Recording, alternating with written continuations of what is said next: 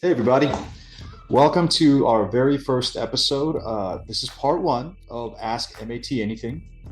And we today have Megan Leba with us. She is one of our MATRX high end practitioners at MAT headquarters. She's going to talk a little bit about herself and her story. And then she's going to be answering your questions that you asked on Instagram and on Mighty Networks. We are hoping to use this as an opportunity to help everybody learn a little bit more about MAT and to answer some of your most burning questions that you've had regarding the process. Okay, guys, I'm here with Megan Leba. So, Megan, tell the group a little bit about yourself. So I am Megan. I have been an MAT specialist since 2007. Started out as a client when I was in high school. I had a knee injury, and MAT was the only thing that helped. So I decided that's what I wanted to do. And so as soon as I graduated college, I started in the specialist program, and I've been around ever since. I've been at headquarters this whole time, which has been it's given me the opportunity to work on Greg and really hone my skill set, which then allowed me to come in as an instructor. So I've been teaching classes now I think since like 2016. And I teach at all the levels, specialist, masters, and the RX level. And yeah, I love it, love what I do, and love that I get to help people get better at MAT. Awesome. Okay, so let's kind of start off with our questions. So, we have Tyler Nather asked the question, and I think this is topical to what you just talked about. How is your success with sessions as a specialist versus after being RX certified? So, can you talk a little bit about the difference between your sessions with those two different skill sets? Yeah, no, that's a great question. And I think that the biggest thing that I want to make sure you guys know is that you don't have to be RX certified to be wildly successful with MAT. So I think sometimes when we know that there's more out there, we think, well, until I'm there, I can't help people as much as I would like to. And first of all, it's definitely not the case. What, so a little bit, quick little kind of blurb, I guess, on RX is it's a little bit more of a systematic protocol that we're following. The body lays itself out in a series of movement patterns that we work through versus with regular MAT, we're following our CAM exam. So what RX allows us to do is really look at the whole body and look at it as almost like a reset on the nervous system, which is really helpful for a lot of people. Um, However, with MAT, with our specialist thought process and with our master level thought process, you get to look a little bit more specifically at what they're dealing with that day and then start to branch out into the body as a whole. And so you can still do a lot with the whole body with MAT. RX just streamlines it a little bit. And I would say the biggest thing for me that has helped in my sessions is as I get better at my skill set. RX is going to challenge your skill set in a way that specialist and master level just doesn't. And that skill set trickles back down. I have clients that I do master level thought process with. Not every single one of my clients is RX because it's not appropriate for every client. Just like if you're a personal trainer, there's going to be some exercises that are and aren't appropriate for your client. And so in those sessions, what RX has granted me is a better, more precise skill set that I'm able to bring into that master level thought process. And that's going to up your game at the specialist level or the master level. The better your skill set is, it doesn't matter what, you know, thought process you're using. The better your skill set is, the better you're going to be. Um, So kind of like I said at the beginning, you can be wildly successful with the specialist thought process and with the master level thought process without ever going into RX. There's a lot of practitioners who make a fantastic living and haven't gone through RX. So I love it. I love getting to work more on the whole body with the RX thought process. But if that's not the avenue that you're ready for, you feel you're ready for, don't think that you can't be incredibly successful and really, really help people with specialists and with masters. So let's touch a little bit more of that specialist or master level thought process. We have Jennifer Hecht. Jennifer Hecht? That's how we say it, right? I can never say it. How do you determine the amount of sessions a client needs after their first session? That's a good question. Um, I I don't know. I mean, that's the thing is we don't really know.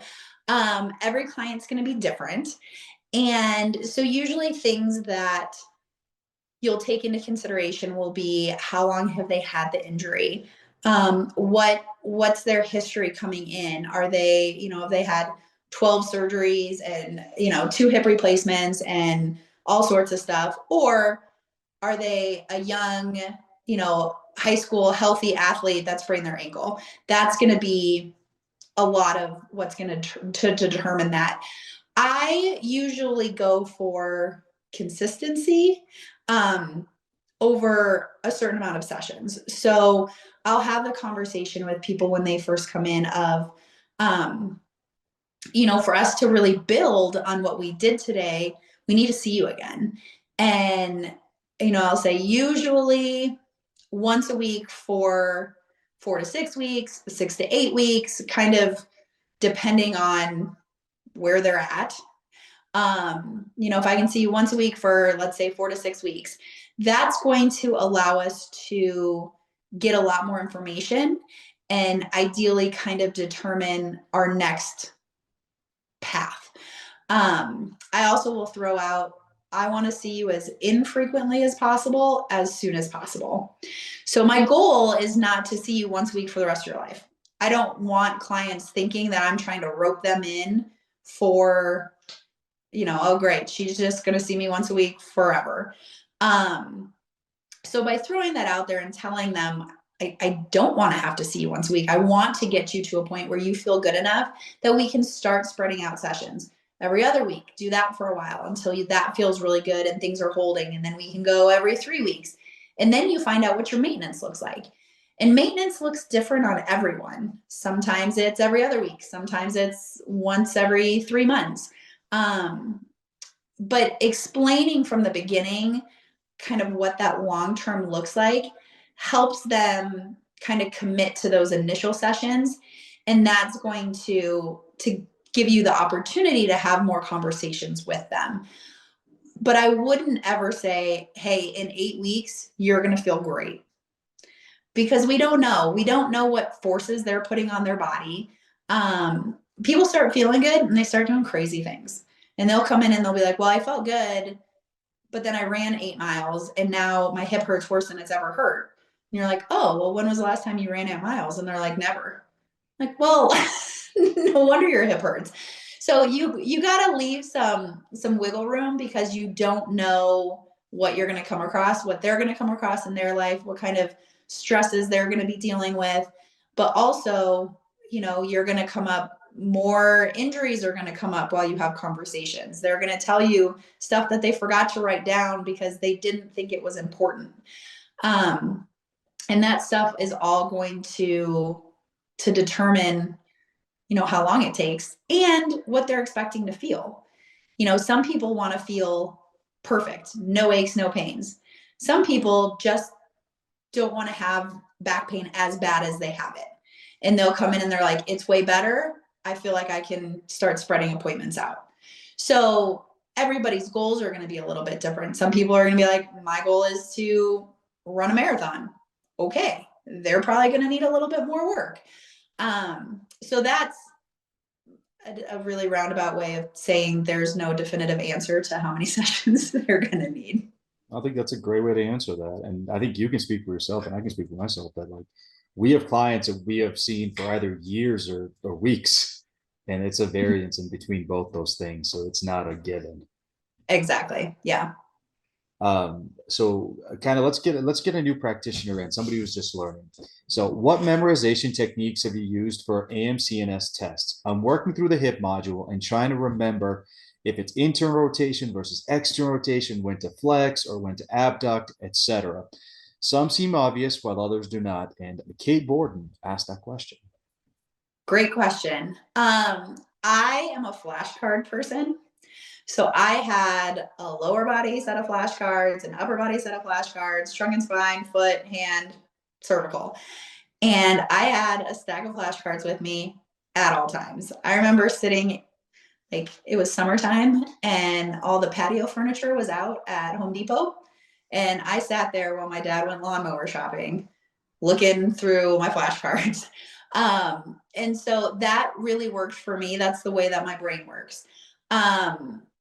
Everybody's gonna, Ilya, you probably studied a little bit different. Some people, it's the repetition. They learn through repetition. And so just doing the same test over and over and over until it's locked in is going to be the way that works for them. Sometimes if you can clump things of similarities, that can help because you're like, okay, these all kind of build off of it. For me, that was easier to see once I had a little bit better grasp of the material. Taking all the muscles at once and trying to find similarities was a little overwhelming for me. But I learned that as I got a little bit more comfortable, I was able to kind of clump them together in an easier fashion. So those are some options. Eventually you will find what works for you. And I feel like people get the memorization of cervical faster than they get the memorization of lower body, just because you've gone through the process enough at that point that you know what works for you. So let's touch on cervical. I recognize you answered this question in the cervical mastery course, but I know there's going to be other people who are taking cervical courses who probably would benefit from this answer as well. Rodney Naylor asks concerning cervical cams. I'm guessing you would not perform all of these per client, perhaps cams for cardinal planes, then drill down appropriately. Yeah, so especially in the cervical spine, there's a lot of cams. And cams can be stressful, even doing them actively, which we should be doing. They can be stressful on somebody. And some of these positions are positions they don't get into very often. So being systematic in the way that you do your cams is really important. Not every person needs every single cam. However, I have run into students that are like, oh yeah, I just do 2 or 3 cams and I go from there. That may not be the best solution either, because you have to still gather enough information. That's the beauty of the cam. The cam exam tells us exactly where we need to go.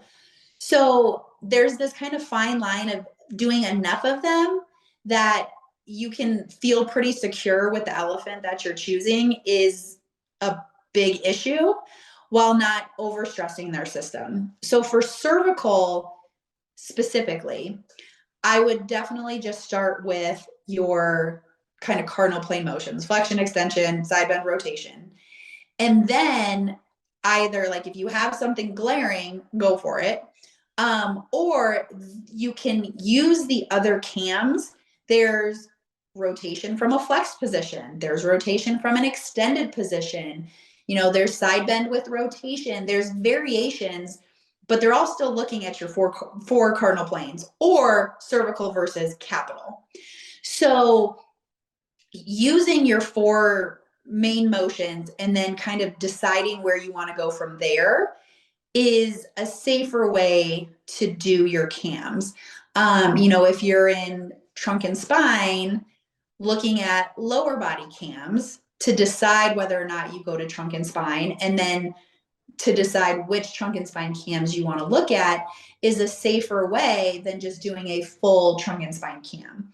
So knowing, kind of how to isolate, get your basic movements taken care of, can help give you a lot of information safely.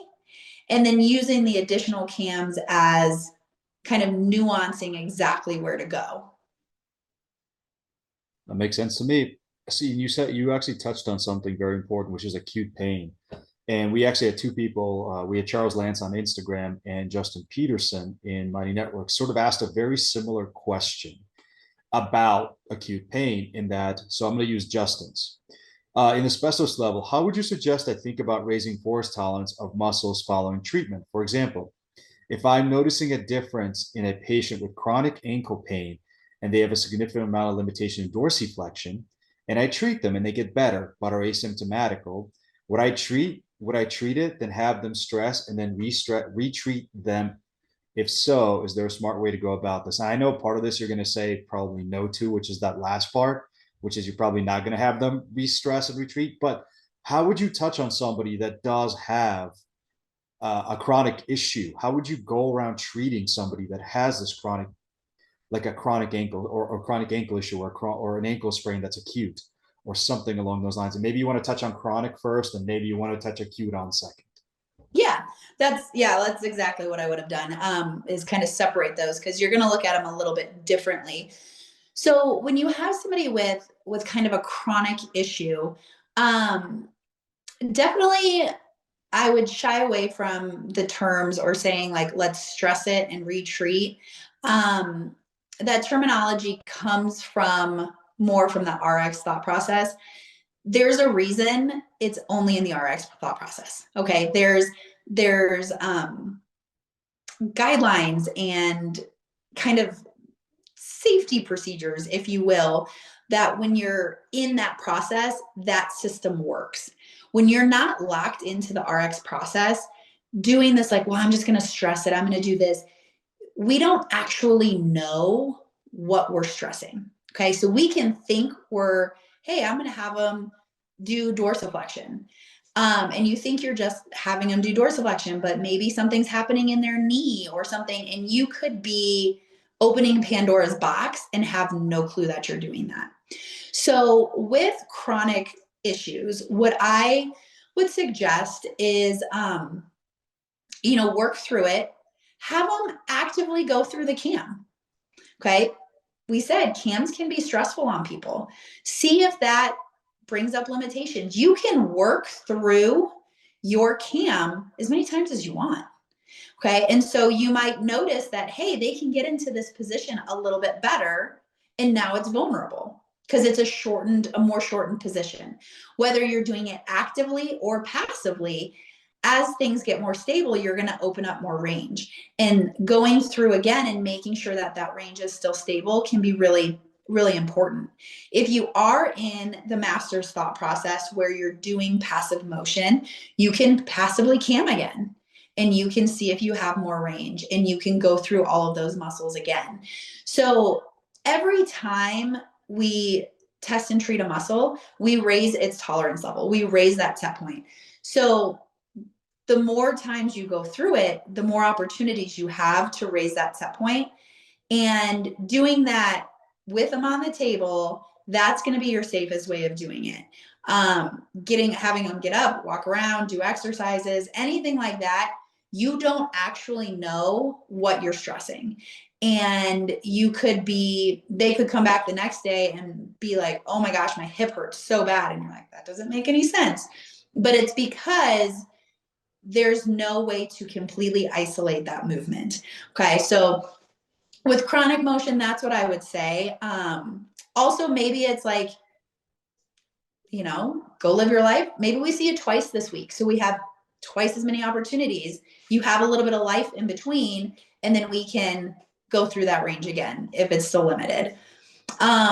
With chronic and acute pain, you also want to make sure you're not just looking at where the pain is. Okay. Maybe that ankle pain is chronic because there's something going on in the hip or there's something going on in the trunk. That whole suspension support system that we talk about.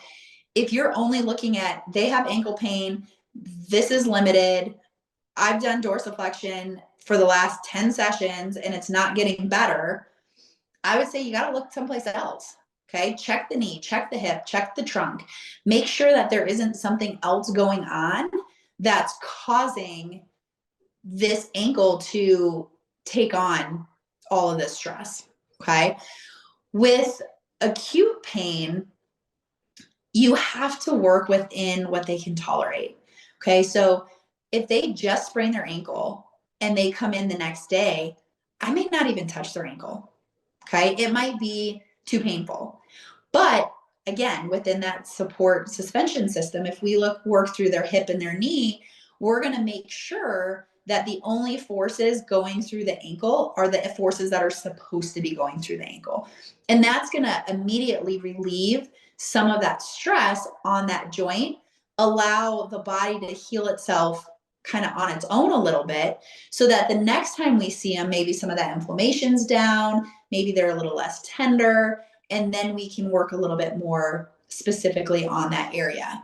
So getting wrapped up with where their pain is can really lead you potentially down the wrong path, because the body's all connected and it all works together. So it's something that you do have to sometimes take that step back and look more globally. I think maybe that's a great lesson for all of us to know. Just we get so tunnel visioned in the idea that we're just going to treat that thing or whatever that thing is, and if we just walk away from that and say, what is the body actually showing us? It's a much better way of doing things. And I think you actually answered the second part of this question: is should I be specific or should I try to go find other limitations that could contribute as well? And the answer is yes, you should. And the other part of it is, how would you suggest raising force tolerance or muscle treatment? You answer that, which is you want to reinforce. Treat the muscle. Yep. Yeah. And I would say that if you're in the master's or specialist thought process and you've worked on the same thing 2 or 3 sessions in a row, and maybe it gets better, but they come back and it's there again, and that's their elephant again, look out a little bit more. Okay. If it's the second time, okay, maybe it just needs a little extra love. But if you're in that third session and you're like, man, we're here again, look a little bit bigger picture. Awesome. I have one last question to ask, and I think this is going to be the one we're going to end on. And this one comes from Instagram from AP Airport 93. So in your personal opinion, what is the biggest benefit to MAT? Oh, You can go as deep or shallow as you want to. Man, that's a fantastic question. Okay, I'm going to answer this from a couple different perspectives. Okay, so I'm going to start from the client perspective. This is such a powerful tool, and it looks at the body so differently than any other modality. Everybody else, I don't want to say everybody, most modalities are looking at pain. They're looking at where the injury is. They're looking at tightness as being the problem. MAT looks at it all completely different. I don't really care where your pain is. Okay. I mean, I do, because I do MAT because I want to help people. But where your pain is, it doesn't really tell me anything. Your CAM exam is going to tell me stuff. That's what's important to me. Tightness, as we know, is secondary to muscle weakness. That tightness is only there because neurologically muscles aren't firing the way that they're supposed to. So what makes MAT so powerful is that it's different.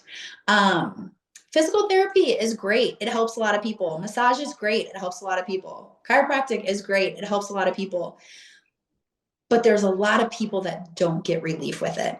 And those tend to be the people that end up on my table. They're like, I've tried everything. And I'm like, well, that's great, because this is totally different. And that's what really makes MAT so great, is it's different. It's looking at the body in such a unique way, and allowing us to work through the whole body, not just protocol based of like knee pain. Okay, I pull out my knee chart and I do all the things that I was told to do for knee pain. We know knee pain could be coming from the hip, it could be coming from the foot, it could be coming from the knee, it could be coming from the back. And we have the tools to find the root of the problem and not just deal with the symptoms. From a specialist point of view, what makes this so powerful is we don't have to guess. We have our CAM exam, and that is going to tell us where we need to go. That's fantastic. I am so thankful every day that I don't have to be like, well, I think maybe it's this, maybe it could be this. Let me work on this, and and a hope. It's like the body is telling me it can't do this. The muscles that do that position, I just tested them. They're weak. I deformatted or I did my pick. Now they're strong. Their range of motion has opened up. I didn't have to guess if that was going to work for them. The body led me to where it needed to go. And having that is so powerful. And without it, we're not doing MAT. So, because I know that there's people will, oh, well, so and so does MAT and they just did a muscle testing. I'm like, that's not MAT. MAT is following your CAM exam, finding where you're supposed to go, find that elephant, test all the muscles that move you into that position. That's MAT. Without all of those steps, you're not doing MAT. And without all those steps, you're doing yourself and your client a disservice because the body is going to tell us exactly what we need. So I think those are the things that make MAT really, really special, and make it such a great tool. You're right. I mean, it's one of those things that I think it's given you a career, it's given me a career, it's given a lot of us careers, and it's given a lot of us an opportunity to work with people in some other modalities may never have gotten the chance to have really good success with. And so a lot of that creates that uniqueness to the approach.